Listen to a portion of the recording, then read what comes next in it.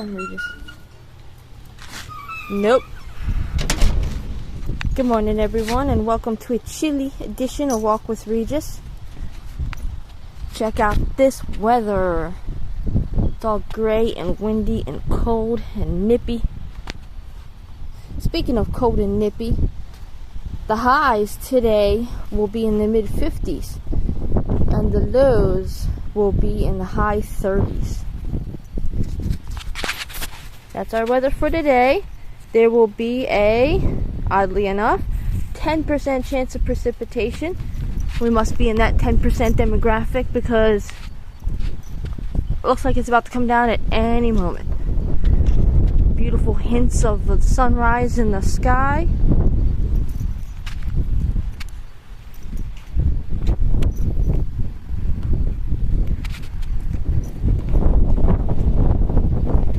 And let's see what kind of news stories we got for today.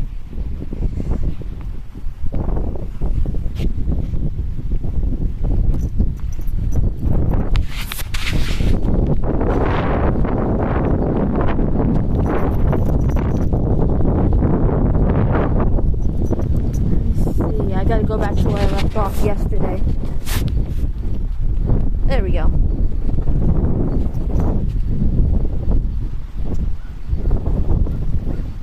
Alright, first news story of the day. Angry Western New York man in medical taxi gets out and is hit by semi-truck on I-90. Have you ever heard the saying, don't cut off your nose to spite your face?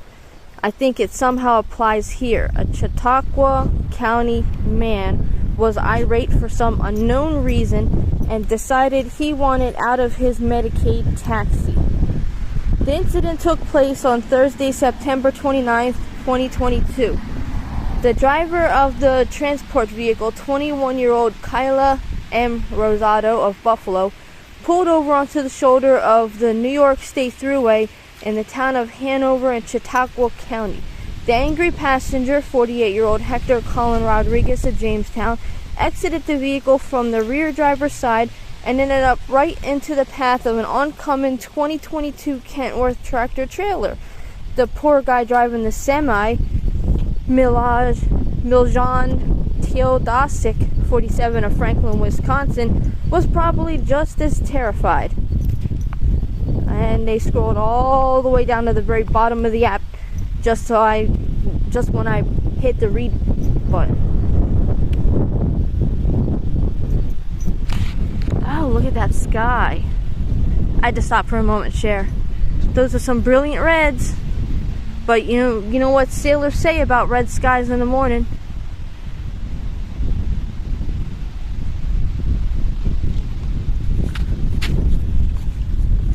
Anyway, the poor guy driving the semi, Miljan Teodosic, 47 of Franklin, Wisconsin, was probably just as terrified as Rodriguez, seeing a man in front of his truck with no time to stop. If he was carrying a commercial load, I'm sure he would have worried about his CDL.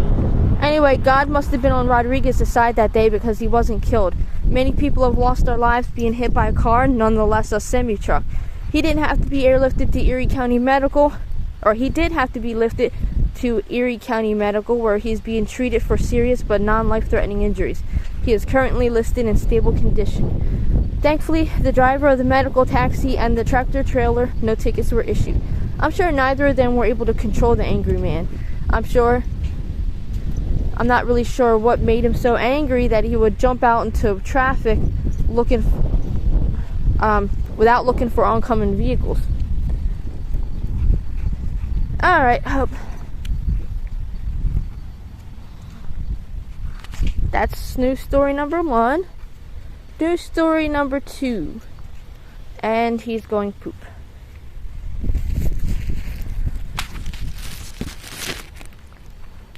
You guys should always be responsible and pick up after your pets. Don't leave that for people to step in. Don't leave it for flies to propagate. Don't leave the whatever's in their poop to get into the sewer system and into our main source of water. There's many reasons why you shouldn't let your dog's poop just sit there and naturally decompose. Sounds like a good idea in theory, but it's not.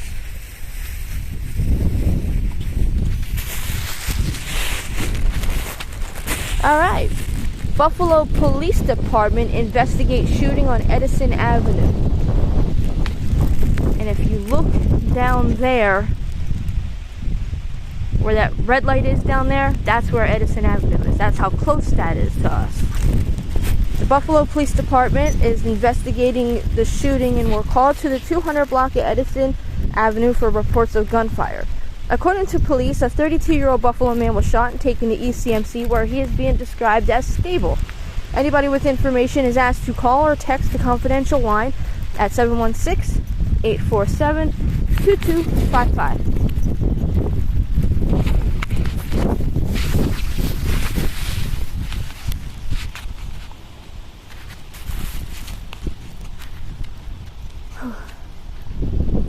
Oh, here's another one.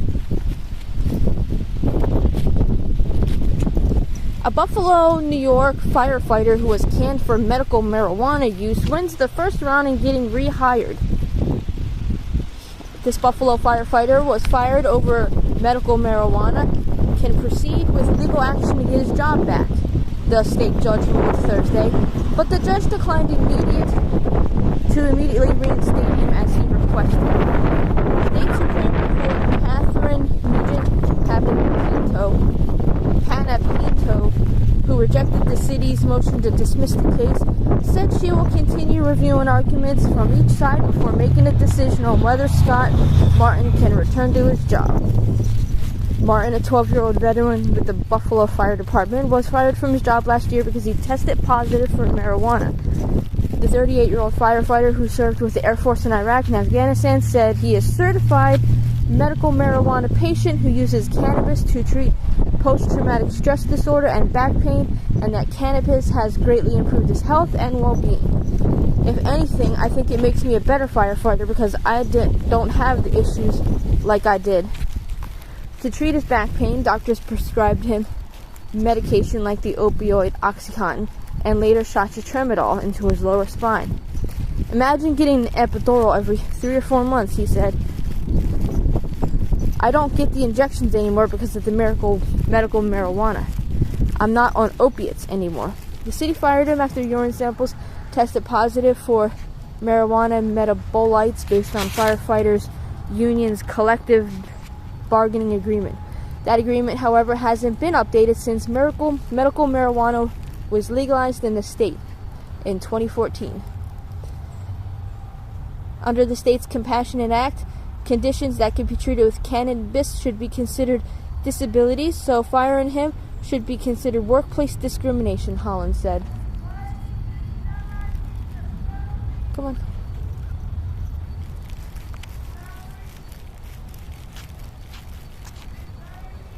I think someone's talking to us.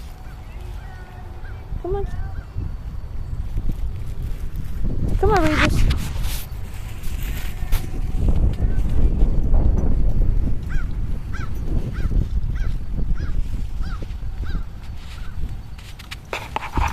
Whoa, come on. Where are you going? Where are you going? What you doing? I don't have no idea what she was saying.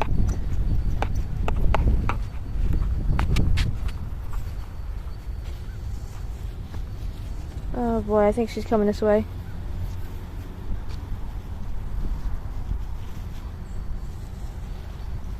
There we go, good boy. We're about to have an adventure today, guys.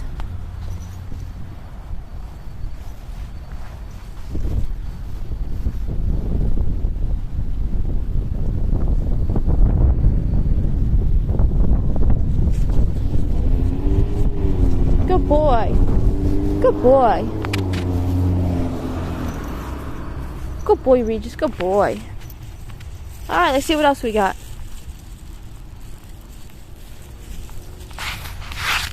Okay, not what I wanted you to do, but thank you.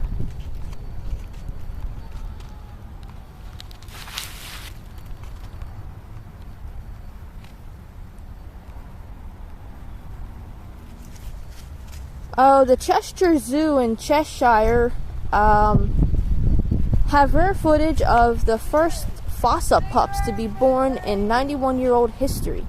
The 12-week-old triplets were spotted for the first time by zookeepers as they emerged from their den at Chester Zoo in Cheshire. The tiny trio, born to the zoo's 5-year-old adult fossas named Shella and Esselo in July, have been identified as one male and 2 females. But zookeepers have yet to decide on names for the youngsters. And if you guys don't know what a fossa is, it's spelled F-O-S-S-A. It's a really cute looking animal. You guys should check them out. Google them. Alrighty. After shouting something else at me, the lady that's talking to us is in front of us. I have no idea what she is saying. Yep, here's another one. Man listed in critical condition after downtown Buffalo shooting. 39-year-old Amherst man was taken by ambulance to Erie County Medical Center. He was listed in critical condition as of Saturday evening. The shooting happened around 1:15 p.m. near Mini Gillette Drive and South Division Street, just east of Michigan Avenue. A spokesperson for the Buffalo Police Department said the shooting appeared to be targeted in nature. Don't pee on that stuff. That's good-looking stuff. I really wanted that reclining armchair, but it don't fit in our house.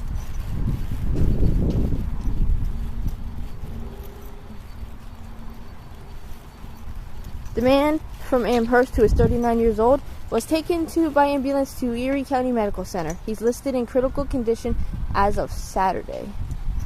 Anybody with information on this shooting or any other crime is asked to text the confidential tip line 716-847-2255.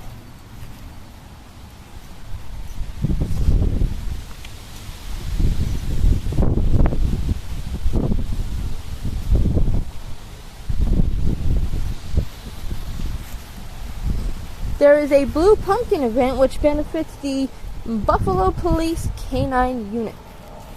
The annual event raises money for training materials, equipment, and safety vests for dogs who have a lot of work to do.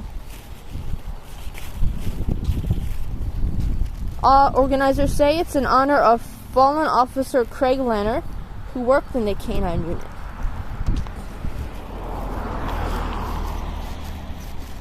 Canines are a huge advantage for the police department. They could do things like personal protection, sniff out drugs and bombs, find a person in hiding that ran from the police, etc. So canines are a huge advantage for the police department. At Saturday's fundraiser, people had a chance to meet canine firsthand to see the difference they can make. And of course, another event that I'm finding out the day after it happened.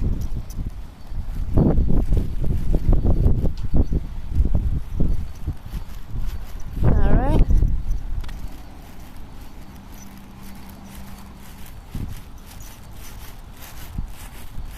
Let's see if any more. I don't know why it's on the For You page. I want it on local.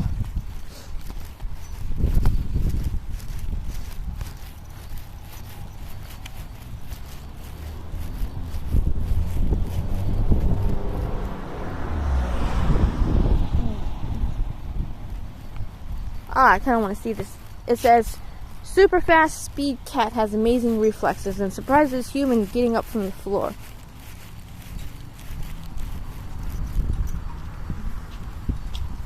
It's a video, so you guys won't be able to. I have nothing for me to read, but I'll let you know what I see. So far, it's a chunky orange cat laying on its back. Orange tabby with a white patch on his belly and a little white stripe on his nose. And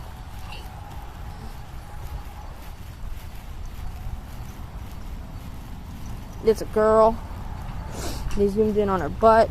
She turned around and rolled over. She didn't do anything. She's actually laying there on her belly. Laying on her back with her belly exposed.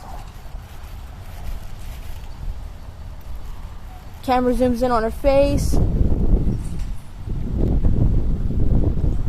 She's looking around. rolls over onto her belly, gets up, walks away. Okay, that wasn't fast at all. That was normal speed.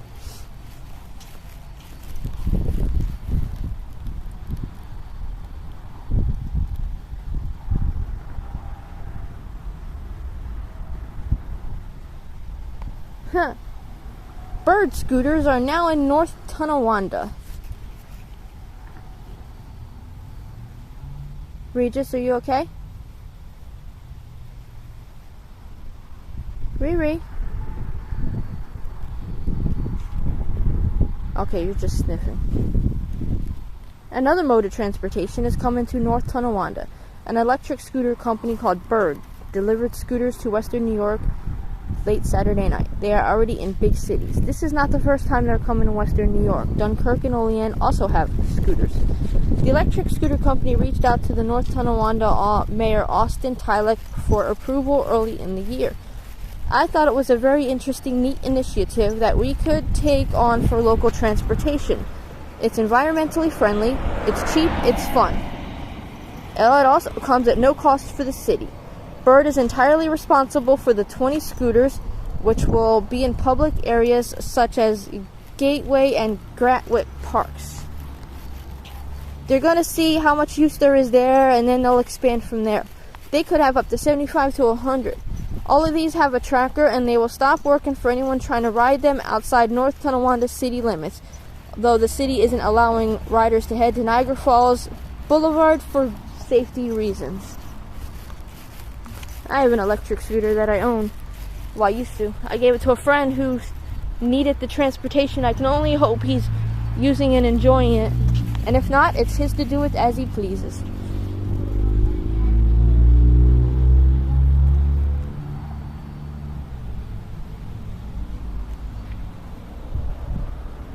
Is it illegal to drive barefoot in New York? I hate wearing shoes, sneakers, or pretty much anything else that is considered footwear. Yes, I know that sounds a bit weird. While my feet get hot quickly, and while I will tolerate socks, shoes come off whenever I can get away with it. As soon as I get home, off come the shoes and socks. I will wear slippers if I'm walking around, but otherwise let the feet breathe.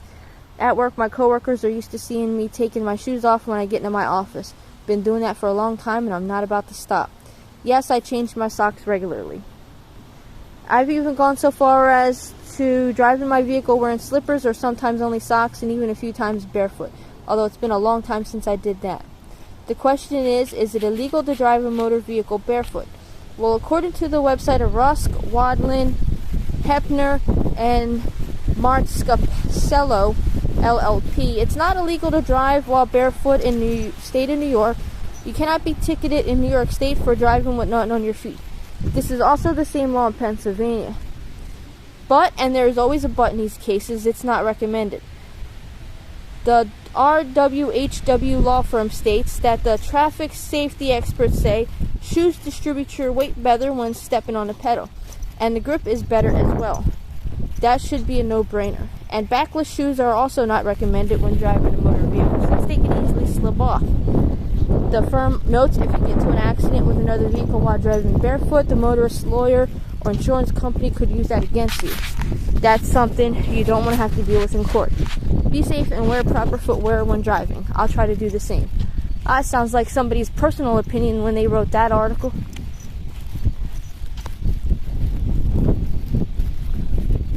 Ooh, here's something interesting for everybody. 8 impressive Guinness Book World Records.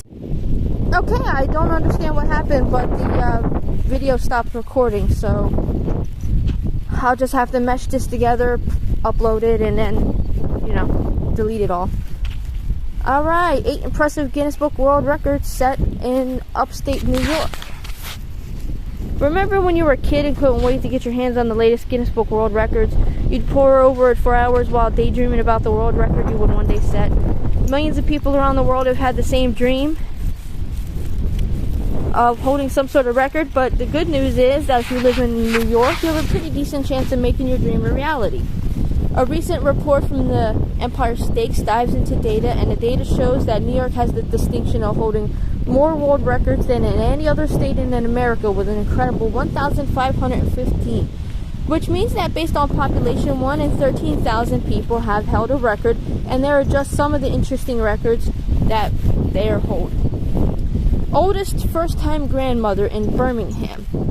Mary Ann Wallenberg was born in Germany in 1913, and along with her husband Fritz was co-founder of the Binghamton Philharmonic.